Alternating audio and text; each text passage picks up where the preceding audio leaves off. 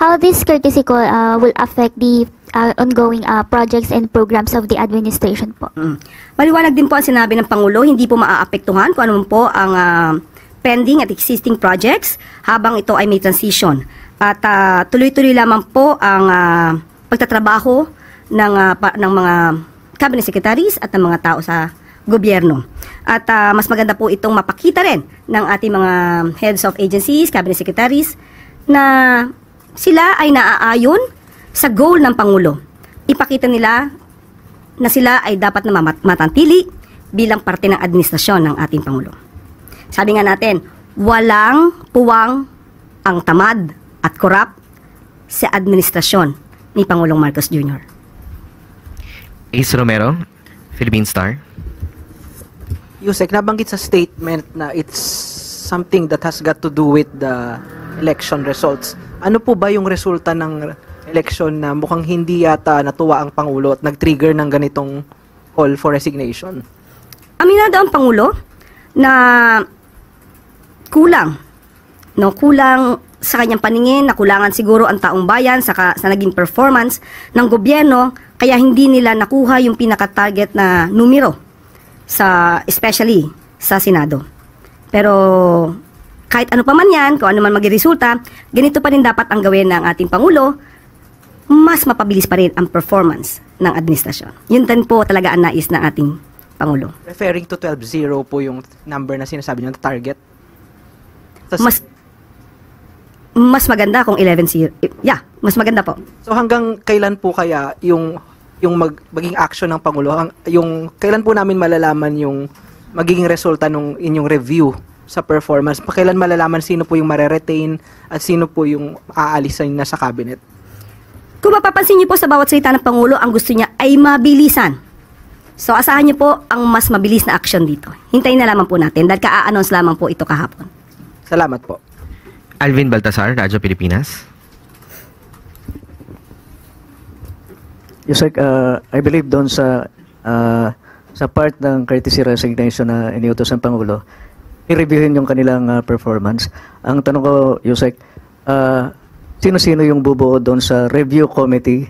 Ano yung composition nila? Sino-sino sila?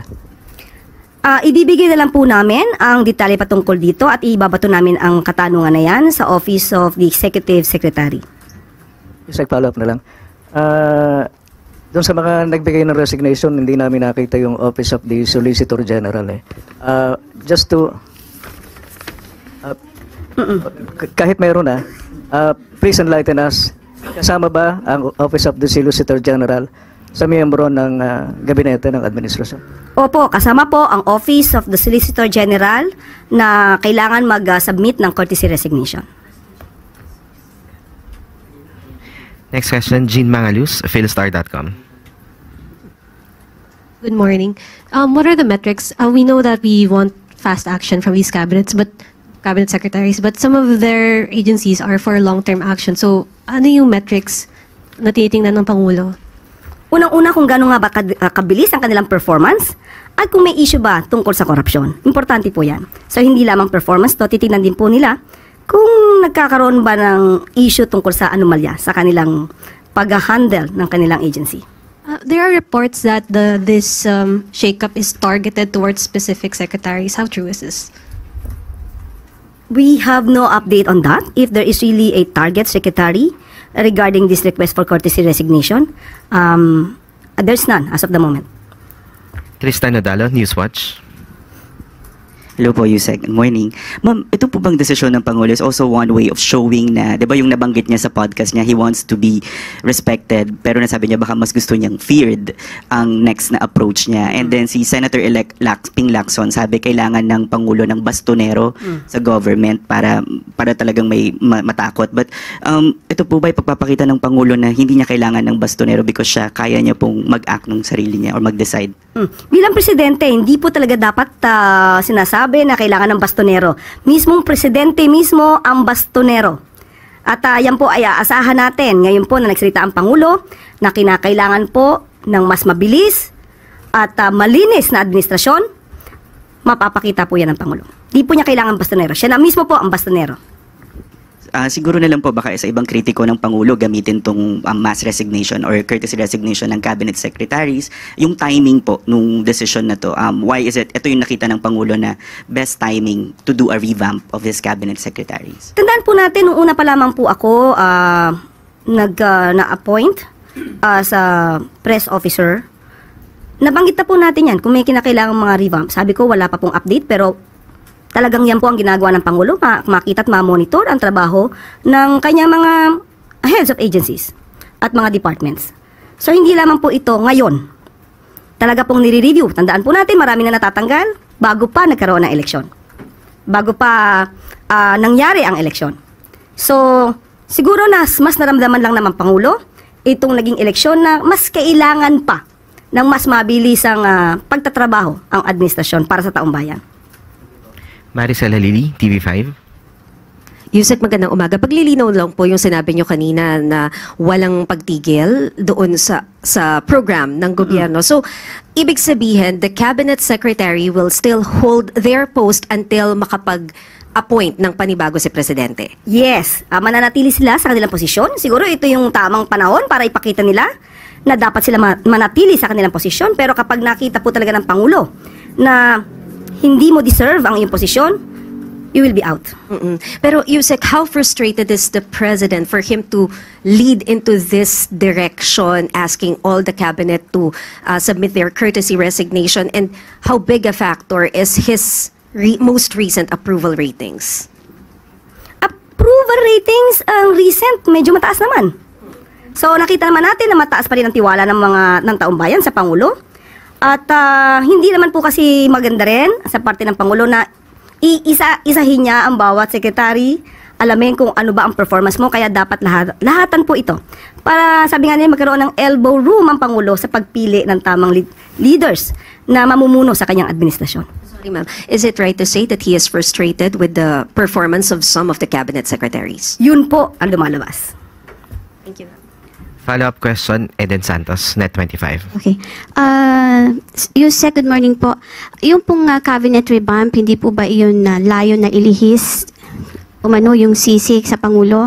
Dahil kung binabanggit niyo po na yung performance ng ilang mga cabinet secretaries, since sila po ay nagsisilbing alter ego ng Pangulo, hindi po ba parang sa kanya rin yun na babalik?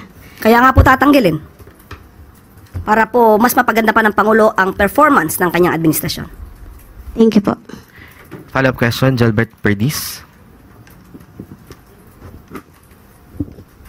Good morning po, Yusek. Nanawagan po si Senator Coco Pimentel kay Pangulong Marcos na maigi daw na talaga ng mga cabinet members na walang political ambitions at hindi nangangarap na mahalal sa 2028 elections. Anong reaksyon ng palasyo dito? Maganda pong suggestion yan. Dapat po kasi nagtatrabaho dito, hindi pang sarili lamang, hindi pang negosyo, kundi para sa taong bayan. Magandang suggestion po yan at malamang po ay kasama rin po yan sa magiging criteria ng Pangulo sa pagpili ng mga bagong cabinet secretaries. Thank you po. Follow-up question, Ira Pakaniban, DZRJ. Yeah, Oo nga. I can hear you. No, I was just going to ask Yusek, no. Sabi sweeping, pero there are some cabinet ranked secretaries who have expressed na wala silang balak magsubmit ng courtesy resignation. I know of at least one who says na hindi naman ako cabinet secretary, Office of the President ako eh. So, kasali ba siya? Hindi ba siya kasali? Ano ba ang posisyon ng... Liwanagin po natin. All cabinet secretaries, heads of agencies with cabinet rank, other heads of agencies kahit hindi kayo secretary, and presidential advisors and assistants. So, kasama po, kung sino man po yung binabanggit nyo po, hindi ko po alam kung sino yan, pero wag niya pong, kung magandang performance niya, pero kung siya po ay nasa listahan po, ang kanyang posisyon ay nasa listahan, wag po naman sana magmatigas, if ever.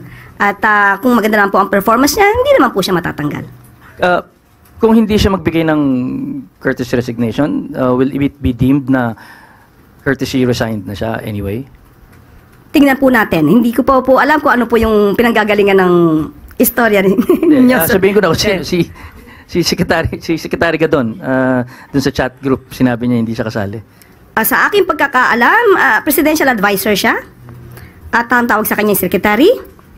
At sa aking pagkakaalam, personally po, ay kasama po. Sa akin lamang po yan. Thank you, ma'am. Follow-up question, Heidi Sampang, FEBC. Good afternoon, Yusek.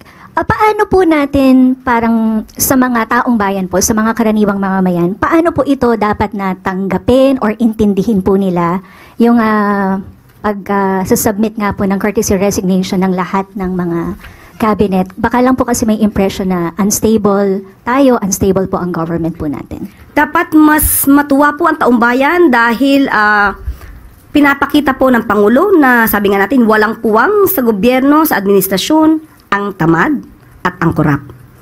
Mas maganda po at dapat tanggapin ng taong bayan na mapalitan ang mga ito ng karapat-dapat sa posisyon. At yun naman po ang kagustuhan ng Pangulo. Ito lahat ay para sa bansa at sa taong bayan.